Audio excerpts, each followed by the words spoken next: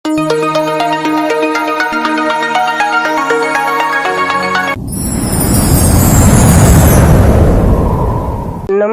ગુજરાતના અધિકારી મિત્રો, આજે આપણે 16 માર્ચ 2026 નું મોસ્ટ ઇમ્પોર્ટન્ટ કરંટ અફેર સાથે સાથે જીકે અને જીએસ વિશે ચર્ચા કરવાના છે. તો ખાસ કરીને ચેનલ ઉપર નવા હોય તો ચેનલને સબસ્ક્રાઇબ કરી લેવી, વિડીયો પસંદ આવે લાઈક કરવો અને તમારા મિત્રો સુધી અવશ્યથી શેર કરી દેવો. તો ચલીએ આજના ઇમ્પોર્ટન્ટ ક્લાસની આપણે શુભ શરૂઆત કરી દઈએ. તો તાજેતરમાં જ પાઈ દિવસ ક્યારે ઉજવવામાં આવે છે? તો 14 માર્ચે આ મહત્વનો ગાણિતિક સ્વરૂપનો દિવસ આપણને યાદ રાખવો ઇમ્પોર્ટન્ટ બને છે એટલા માટે. તો ગણિતનું સૌથી મહત્વપૂર્ણ સંખ્યામાંની એક ગાણિતિક સ્થિરતા એટલે કે પાઈ, એના સન્માન દર વર્ષે 14 માર્ચના રોજ પાઈ દિવસ આપણે મનાવીએ છીએ. અમેરિકન ફોર્મેટમાં વાત કરીએ તો 22/7 અને આ પાઈની કિંમત જ છે. આ તારીખને પાઈ પહેલા 3 અંકો એટલે પોઈન્ટમાં જોઈએ તો 3.14 અને 3 એટલે માર્ચ મહિનો અને 14 એટલે 14મી તારીખ. એવી રીતના એક દિવસ યાદ રાખવું અનુરૂપ છે.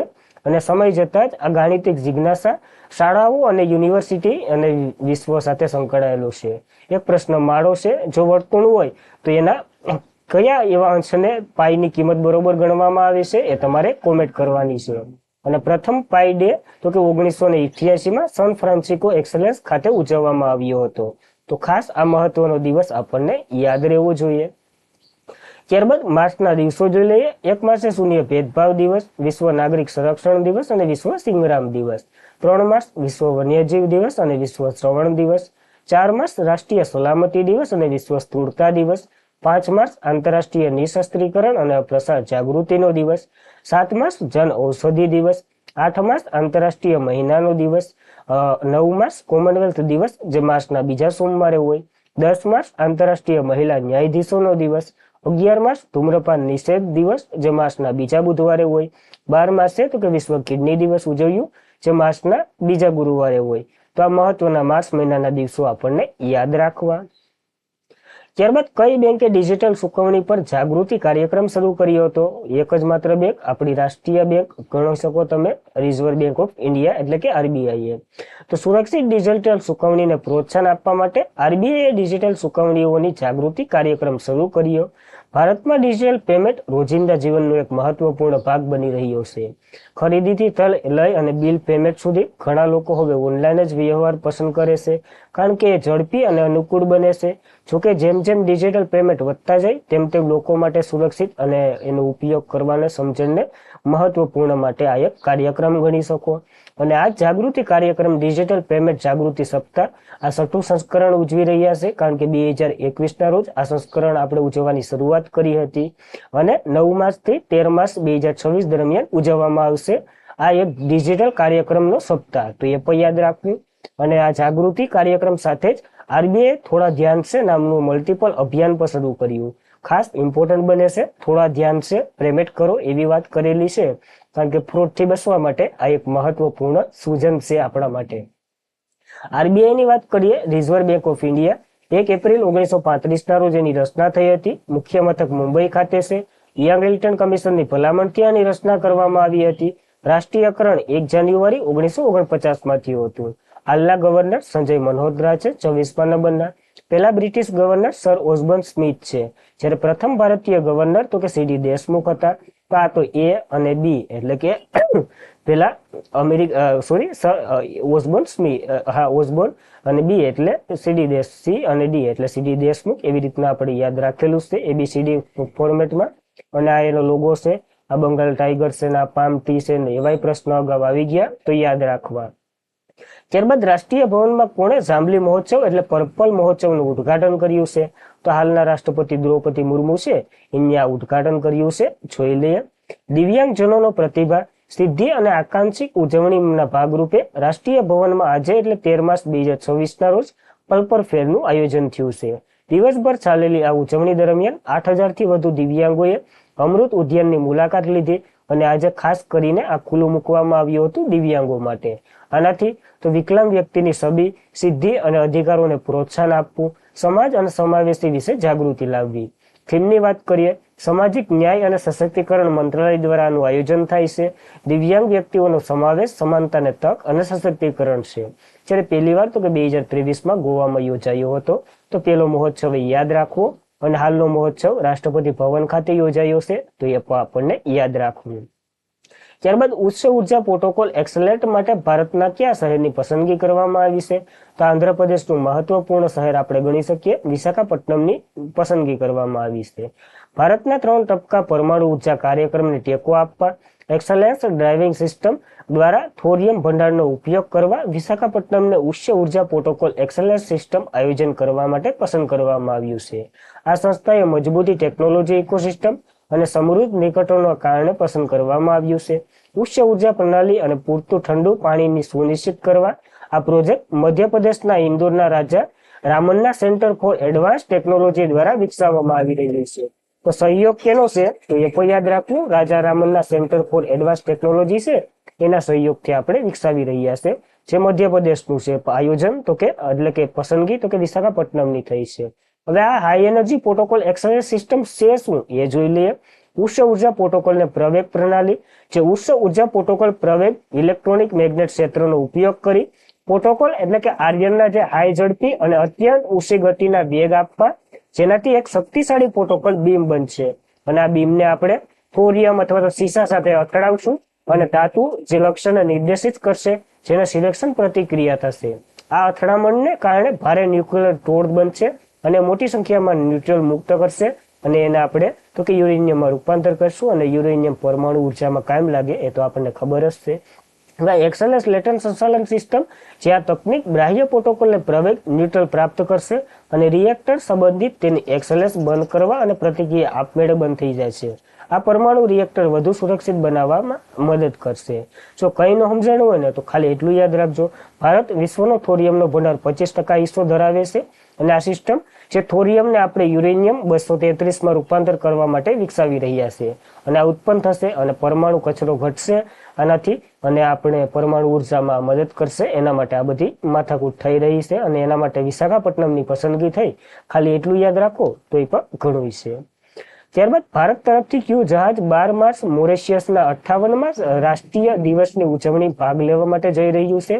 તો INS ત્રિકંડ ભાગ લેવા માટે જઈ રહ્યું છે, રવાના થઈ ગયું છે. ભારતીય નૌકાદળ જહાજ INS ત્રિકંડ આવતીકાલે મોરેશિયસના 58માં રાષ્ટ્રીય દિવસની ઉજવણીમાં ભાગ લેશે, જે દક્ષિણ પશ્ચિમ હિન્દ મહાસાગર ક્ષેત્રે ઓપરેશન ડિપ્રોશનના ભાગરૂપે જહાજ ગઈકાલે પોર્ટ હ્યુસ્ટન પહોંચ્યું છે. સંરક્ષણ મંત્રાલયે જણાવ્યું છે, સેમ ડ્રીમ માર્ટ ખાતે રાષ્ટ્રીય દિવસની પરેડમાં INS ત્રિકંડ, માસિસ ટુકડી અને નૌકાદળ બેન્ડ વગેરે એકત્રિત થઈ અને હેલિકોપ્ટરને ભાગ લે છે. INS ત્રિકંડની વાત કરી લઈએ. ભારતીય નૌકાદળના તલવાર class system grinder missile frigate છે, અને બ્રહ્મોસ સુપરસોનિક મિસાઇલથી આ સજ્જ છે. ભારતીય ત્રિકંડ એટલે કે INS ત્રિકંડ બાંધકામ તો કે રશિયન કાર્નિગાર્ડ બાંધકામ તો કે રશિયન કાર્નિગાર્ડ આવેલ યાયત શિપયાર્ડ ખાતે કરવામાં આવ્યું હતું, અને તલવાર ક્લાસીસનું આ ત્રીજું અને અંતિમ જહાજ હતું. 2023માં નૌકાદળમાં જોડાયું હતું અને હાલ કાર્યરત છે. તો આપણને યાદ રાખવું, પ્રશ્ન એવી રીતના જ આવશે, મોરેશિયસના 58માં રાષ્ટ્રીય દિવસની ઉજવણીમાં ભારત તરફથી કોણે ભાગ લીધો?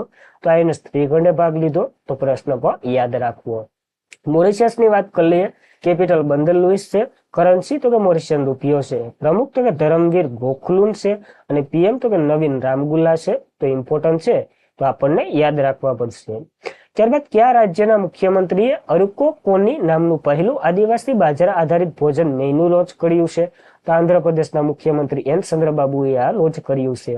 હવે બાજરી આધારિત બધી ભોજનાઈ મળશે. ટૂંકમાં બાજરીનો ઉપયોગ આપણે ખબર છે ને 2023માં CR પ્રોજેક્ટ શરૂ કર્યો હતો, એ પણ બાજરીને જ પ્રમોટ કરવા, ખાસ કરીને જે કઠોળ હોય ને એને. અને મુખ્યમંત્રી N ચંદ્રબાબુ નાયડુએ ગુરુવારે સચિવાલય ખાતે ક્લેટિસ કોન્ફરન્સ દરમિયાન રાજ્યના પ્રથમ આદિવાસી બાજરા આધારિત ફૂડ મેનુ અરુકુ ક્રોની લોન્ચ કર્યું. એનું નામ આપ્યું છે. આ પહેલ રાષ્ટ્રીય જે રાજ્યની સમૃદ્ધ આદિવાસી રાંધણ વારસાની ઉજવણી કરશે. વખત પરંપરાગત બાજરા આધારિત આહાર અને મુખ્ય પ્રવાહ ખાદ્ય સુરક્ષિત એકીકૃત કરવામાં મદદ કરશે અને સાંસ્કૃતિકનો ઉજાગર થશે. આ પહેલ તો કે મેન્યુ આવરી લે. સીતારામ રાજુ જિલ્લાના સ્વદેશી સમુદાય દ્વારા સીધું આને બનાવવામાં આવશે. જેમ કે કેરા આ વગેરે વાનગીઓનો આમાં સમાવેશ થાય, જે પરીક્ષામાં ક્યારેય નહીં પૂછાય. પ્રશ્ન અહીંથી જ આવશે. પહેલું આદિવાસી બાજરા આધારિત ભોજન મેનુ કયા રાજ્યએ લોન્ચ કર્યું? તો આંધ્રપ્રદેશે લોન્ચ કર્યું, અને એના CM તો કે એમ ચંદ્રબાબુ નાયડુ દ્વારા લોન્ચ કરવામાં આવ્યું છે. ત્યારબાદ કયા રાજ્યના VO Chidambaranar port authority digital trip પહેલ શરૂ કરનાર ભારતનું પ્રથમ બંદર બન્યું છે? તો તમિલનાડુનું છે. ખાસ ઇમ્પોર્ટન્ટ બની રહ્યું છે આ બંદર, મોસ્ટ ઇમ્પોર્ટન્ટ, કારણ કે વારંવાર ચર્ચામાં હોય છે. ભારત 13 મુખ્ય બંદરમાંનું એક વીઓ ચિદમ્બરમ પોર્ટ જે બંદર પહેલું તૂતીકોડી એનું નામ હતું. એ થૂથીકોડી એટલે કે તમિલનાડુ સ્થિર છે કૃત્રિમ ઊંડા સમુદ્રનું બંદર છે. ઇતિહાસમાં 123 એડીના સમયમાં ગ્રીસ ટોલેમીએ તૂતીકોરીનને પશ્ચિમ અને પૂર્વની સાથે દરિયાઈ વેપારી રોકાયેલા સમુદ્રનું કેન્દ્ર તરીકે આને વર્ણવ્યું છે. તો યાદ રાખવું, તૂતીકોરીન સદીનું પર્પલ ફિશ કેન્દ્ર પર છે, તો એ પણ યાદ રાખવું. હવે થયું હું તો કે digital twin technology port real time virtual model બનાવ્યું છે અને ઓપરેશન મોનિટરિંગ અને સુરક્ષા સિસ્ટમનો વધારો કરશે. જો ઉદાહરણ દ્વારા સમજીએ, આ તો લેખિતમાં તમને કંઈ ખબર નહીં પડે. ટૂંકમાં જો આ તમે જે પ્રોજેક્ટ બનાવતા હોય ને એ આખો પ્રોજેક્ટ તમારા કોમ્પ્યુટરમાં ડિજિટલ સ્વરૂપે બનાવશે કે પાનું ફિટ કર્યું, અહીં પાખિયું ફિટ કર્યું. હવે એ પાનામાં ને પાખિયામાં ને કંઈ પણ ફેરફાર હોય ને તો ડાયરેક્ટ તમારા કોમ્પ્યુટરમાં કહી દે. જો હવે એ ફેરફાર શોધવામાં અને ટાઈમ બચવામાં કેટલી મુશ્કેલી અનુભવે એના કારણે આ બહુ ઝડપી બની રહેવાનું છે. તો એ ટાઈપનું કંઈક છે. પરિણામો તો કે જો બેરિંગ ગરમ થઈ જાય અને તે ડિજિટલ મોડલ તરત જ ચેતવણી આપશે કે આની જાળવણી કરો. વાસ્તવિક મિલ નિષ્ફળ જાય એ પહેલા સમારકામને મંજૂરી આપી દેશે. આ ટાઈપનું કંઈક છે.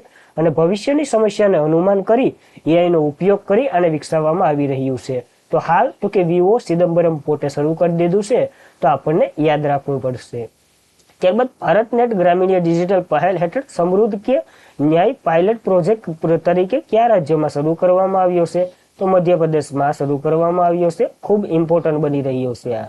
તો કેન્દ્રીય ઉત્તર અને પૂર્વીય ક્ષેત્ર સંદેશા વ્યવહાર અને વિકાસ મંત્રી જ્યોતિરાદિત્ય એન સિંધિયાએ ટેલિકમ્યુનિકેશન વિભાગ દ્વારા સમૃદ્ધ ગામ ફિઝિકલ સર્વિસ પાયલટ પહેલ હેઠળ તો મધ્યપ્રદેશના ગુના જિલ્લાના ઉમરી ગામથી સમૃદ્ધ કેન્દ્રનું ઉદ્ઘાટન કર્યું છે. આ કેન્દ્રીય સંકલિત ફિઝનેસ મોડલ પ્રતિનિધિત્વ કરશે જે ગ્રામીણ વિસ્તારો આવશ્યક સેવાઓને પહોંચી શકાશે, ભૌતિક સેવાઓ માળખાગત ડિજિટલ પ્લેટફોર્મ સાથે જોડશે. અને આ પહેલનો ઉદ્દેશ્ય દર્શાવે છે ભારતનેટ કાર્યક્રમ હેઠળ હાઈ સ્પીડ કનેક્ટિવિટી કેવી રીતે ગ્રામ્ય સ્તરે સેવા વિતરણ કરવું એનું પરિવર્તન કરશે, ગ્રામ સમાજને આર્થિક વિકાસનો ટેકો આપશે. તો હાલ મધ્યપ્રદેશના ગુના જિલ્લાના ઉમરી ગામથી આને પાયલટ પ્રોજેક્ટ તરીકે શરૂ કરવામાં આવ્યું છે, તો આપણને યાદ રાખવું પડશે. ત્યારબાદ રાષ્ટ્રીય સુરક્ષાને મજબૂત બનાવવા માટે માહે અને કયા જિલ્લાની એટલે કે કયા રાજ્યના દરિયાઈ કિનારે સાગર કવચ મોડલ ડ્રીલ નું આયોજન કરવામાં આવ્યું છે? તો કેરળના દરિયા કિનારાની પસંદગી થઈ છે એક સુરક્ષાને પ્રણાલીની મજબૂત બનાવવા માટે. તો રાષ્ટ્રીય સુરક્ષા મજબૂત બનાવવા ભારતીય દરિયાકાંઠાનું રક્ષણ કરવાના પ્રયાસોના ભાગરૂપે માહે અને કેરળના દરિયા કિનારે સાગર કવચ નામનું એક મોક ડ્રીલ યોજાઈ રહ્યું છે. આ કવાયતનો ઉદ્દેશ્ય દરિયાકાંઠાના વિસ્તારોને વિનાશક અને ગેરકાયદેસર પ્રવૃત્તિથી રોકવાનો છે. આ કવાયત ભારતીય નૌકાદળ, કોસ્ટગાર્ડ અને કોસ્ટીય પોલીસ અને સ્થાનિક પોલીસ દ્વારા મત્સ્ય ઉદ્યોગ, વહીવટી વિભાગ વગેરે આનું આયોજન કર્યું હતું સંયુક્ત રીતે. તો ખાસ તો સ્થળો પૂછાય એવી સંભાવના છે, તો આપણને યાદ રાખવું પડશે. ત્યારબાદ તો કે ચીલીના આગામી રાષ્ટ્રપતિ તરીકે દુર્જમેડીના જોસ એન્ટિનિયો કાસ્ટનને ચૂંટવામાં આવ્યા છે. આપણને ખબર છે હમણાં કટોકટીને વગેરે જેવી પરિસ્થિતિ હતી. સુરક્ષા, ઇરિગેશન અને ગુના જેવા મુદ્દાઓ પર ચર્ચા કરી અને ચૂંટણીના પ્રસાર પછી ચીલીએ અંતિમ જમેરી પાંખના જોસ એન્ટિનિયો કાસ્ટનને તેમના આગામી રાષ્ટ્રપતિ તરીકે ચૂંટ્યા છે. આનું ચીલીની વાત કરીએ, કેપિટલ સેન્ટિનિયો છે, સલણ તો કે સેન્ટિનિયો પૈસો છે અને પ્રમુખ તો કે જોસ એન્ટિનિયો કાસ્ટી હમણાં બન્યા છે. તો આપણને યાદ રાખવા પડશે. અને આજના માટે એટલું જ હતું. ખાસ કરીને મિત્રો તબિયત સારી નથી એટલે અવાજ થોડો ઓછો આવે છે, તો સલવી લેજો. પસંદ આવતો હોય તો લાઈક કરો, તમારા મિત્રોને શેર કરો અને ચેનલ ઉપર નવા હોય તો અવશ્યથી સબસ્ક્રાઇબ કરી લેવી. તો કાલનું રિવિઝન કરી લઈએ ફટાફટ. કોમનવેલ્થ દિવસ 2024 ક્યારે મનાવ્યો? તો 9 માર્ચે આ દિવસ આપણે મનાવી ચૂક્યા છે. સોલાર પાર્ક અને ultra mega solar power project યોજના હેઠળ 12,150 મેગાવોટ ક્ષમતા સાથે કયું રાજ્ય ટોચ ઉપર છે? તો ગુજરાત ટોચ ઉપર છે. હમણાં જ ઘણા નવા સોલાર પાર્કને મંજૂરી મળી છે. સૌપ્રથમ સુપ્રીમ કોર્ટે કયા આર્ટિકલ અંતર્ગત કોમામાં રહેલા બાળકની નિષ્ક્રિય ઈચ્છા મૃત્યુને મંજૂરી આપી છે? તો આર્ટિકલ 21 અંતર્ગત જે જીવન જીવવાના અધિકારને સમાપ્ત કરી દીધો. આધાર સિસ્ટમની સુરક્ષાને મજબૂત બનાવવા માટે કઈ સંસ્થાએ પ્રથમ સ્ટ્રક્ચર બંગ ગ્રાઉન્ડ પ્રોગ્રામ શરૂ કર્યો છે? તો આધાર જેને લોન્ચ કર્યું એમને જ આ પ્રોગ્રામ શરૂ કર્યો છે. તાજેતરમાં જ કયા બીજા કેન્દ્રશાસિત પ્રદેશ સંપૂર્ણપણે સાક્ષરતા હાંસિલ કરી અને બીજું કેન્દ્રશાસિત પ્રદેશ બન્યું છે? તો ચંડીગઢ. પેલું તો લદ્દાખ છે. કયા દેશની સંસદે હાઉસ ઓફ લોર્ડમાં વારસાગત પેપર્સનો અંત લાવી એવું બિલ પસાર કર્યું છે? તો બ્રિટને. જે લોહીના હોય ને એ બધીને વારસાગત મળતી તે સંસદ સભ્ય. તાજેતરમાં કયા રાજ્યના મુખ્યમંત્રીએ માનવ ધાન સત્કાર યોજના શરૂ કરી? તો પંજાબ. હમણાં ચૂંટણી આવવાની છે તો ભગવત માન. બહુ ખુશી છે. કઈ સંસ્થાએ national climate change innovation challenge શરૂ કર્યું છે? તો નાબાર્ડે શરૂ કર્યું ખેડૂતો માટે. કયા રાજ્યના મેનકા ગુરુસ્વામીને ભારતના પ્રથમ LGBTQ+ સંસદ સભ્ય બનશે? તો પશ્ચિમ બંગાળના છે, જે નોમિનેટ અથવા તો નામાંકિત કરવામાં આવ્યા છે. માર્ચ 2026માં AQAir ઓટો સિસ્ટમ દ્વારા લોન્ચ કરાયેલ પ્રથમ ભારતનું ઉભયજીવી ડ્રોનનું નામ તો કે અવતાર છે. તો એ પણ આપણને યાદ રાખવું. અને આજના માટે એટલું જ હતું. ખાસ કરીને મિત્રો વિડીયો પસંદ આવતો હોય તો લાઈક કરો, તમારા મિત્રોને શેર કરો. ચેનલ ઉપર નવા હોય તો અવશ્યથી સબસ્ક્રાઇબ કરી લો. PDF, સ્ટડી મટીરિયલ વગેરે માટે તમે ટેલિગ્રામમાં જોઈન્ટ થઈ શકો છો. તો બસ આજના માટે એટલું જ હતું. જય હિન્દ, જય ભારત, ધન્યવાદ.